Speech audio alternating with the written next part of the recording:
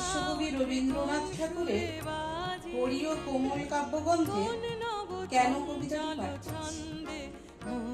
কেন এমন স্বরে বাজে তবে বাঁশি, মধুর সুন্দর রূপে কেঁদে উঠিয়া রাঙা অধরের কোণে ঘেরি মধুর হাসি, পুলকে যৌবনে কেন উঠে বিকশিও, কেন তনু বাহুডোরে ধরা দিতে চায় ধায় প্রাণ দুটি কালো আঁখির উদ্দেশ্যে।